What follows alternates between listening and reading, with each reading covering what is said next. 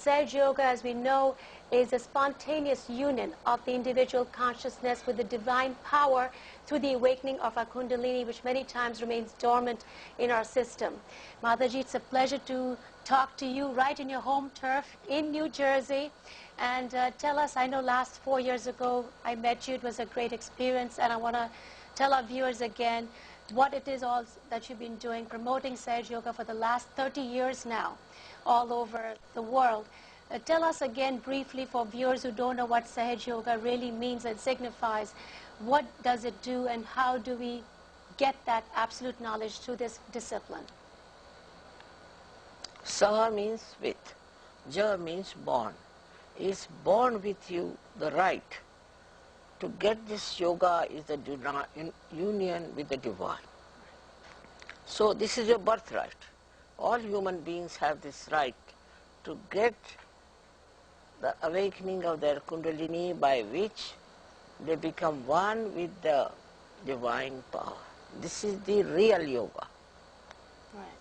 And as I said, even the ancient sages and astrologers, Bhrigu Muni talks about it, and you've written in your book also, Meta, the Modern Era. Yes. They all have talked about it.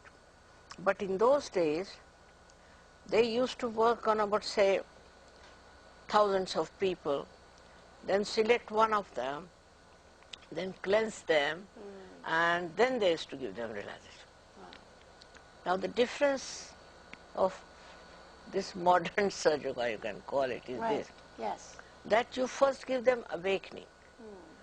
Let them see for themselves what's wrong with them. Right. All right. Once they find out, let them correct themselves. And then it's perfect. Because if you try like this, then it will take thousands of years to give realization to many people. With this method, you can give collectively to thousands of people realization. Now we have to change the world. And how can we do it on individual basis if you go? This is the best way now. Thousands are getting realization all over. And now they are telling me it's in 86 countries working out. So we are going to have a global race, we can call it a global awakening, which is very important. And without this awakening, we cannot get transformed. This is to transform, to completely change. We have, they say, there are 6 enemies we have within. In Sanskrit, you know them. Yes. Now, all these enemies, which are lust and greed and things like that, jealousies and all these can be completely destroyed by Kundalini awakening. You become a different person. You become the spirit. Now in all the scriptures it is written, know thyself. And that should happen to you, that you should know yourself. Otherwise all gimmicks are going on, all kinds of gimmicks, as I told you last time also.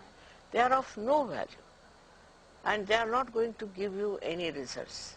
What you should do is to get your self-realization. It's not difficult, it's free. Why not?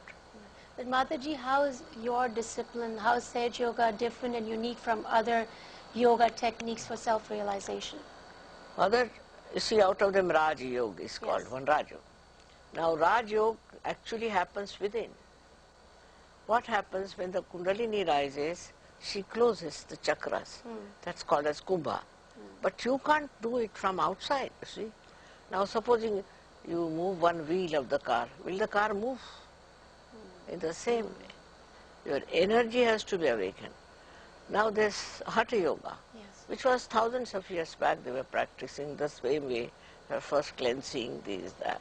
But ultimately they said the same thing what I do, that they said you reach a state which we call as thoughtless awareness and then doubtless awareness. But in Sanskrit it is thoughtless awareness they have divided into two, Savichar and Nirvichar.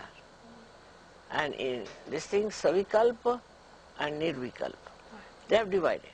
But we say you become thoughtlessly aware to begin with, as Jung has said about it.